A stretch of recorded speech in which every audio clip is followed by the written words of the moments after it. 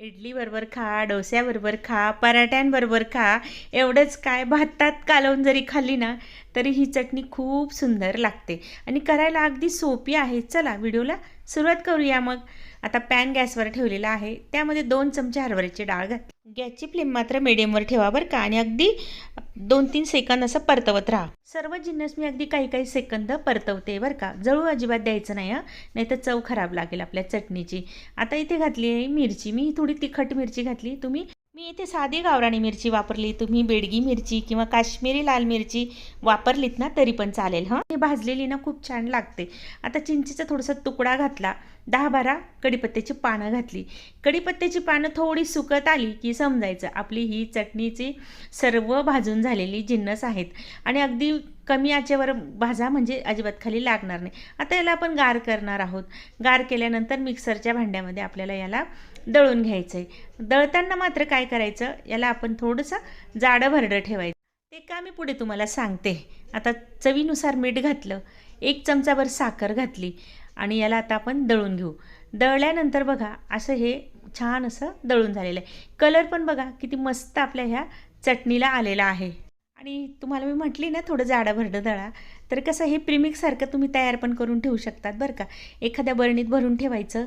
ह्या प्रमाणात तुम्ही जास्तीचं पण करू शकतात, म्हणजे तुम्ही 2-3 महिने पुरेल इतकं पण करू शकतात. हं, खूप छान टिकते ही चटणी मस्त. आता मी मात्र थोडीशीच केलेली आहे, मला आजच वापरायची होती तेवढीच केली, पण प्रीमिक्स तुम्हाला दाखवलेलं आहे. आता यातली तुम्ही अर्धी वापरा, पूर्ण वापरा, तरी पण चटणी मस्त अशी होते. हं, तुम्हाला जेवढी अशी आता माणसं किती या प्रमाणात करायची. आता मी ही 4 माणसांना पुरेल एवढी चटणी करणार आहे, तर एवढं जिन्नस मी घेतलेले आहे. त्या प्रमाणानुसार कमी जास्त घ्या आणि मस्त एअरटाईट बरणीमध्ये भरून ठेवा. केव्हाही तुम्हाला वाटलं तेव्हा पटकन ही चटणी कोरडी पण खाता येते आणि तसंच ओली पण करता येते. तर ओली कशी करायची ते बघूया. आता बघा, कपाने मी अर्धा कप पाणी घातलेलं आहे.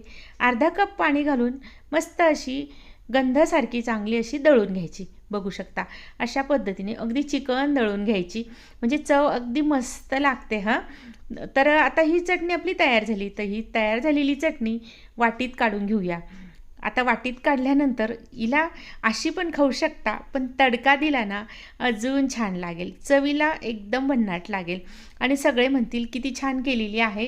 तर चला तडका करून घेऊया. अगदी चमचाभर तेल घालायचं, त्यात जिरं आणि मोहरी घालायची, अर्धा चमचा. 10-12 कढीपत्त्याची पानं घातली, मस्त तडका तयार करून घेतला. या व्यतिरिक्त काहीही टाकू नका, कारण आपण सर्व जिन्नस आपल्या ह्या चटणीला दळतानाच टाकलेले आहेत. तडका छान टाकून घेतला आणि बघा किती मस्त अशी चटणी आपली दिसते. डोसे इडली करताना तुम्हाला आता टेन्शन नाही येणार.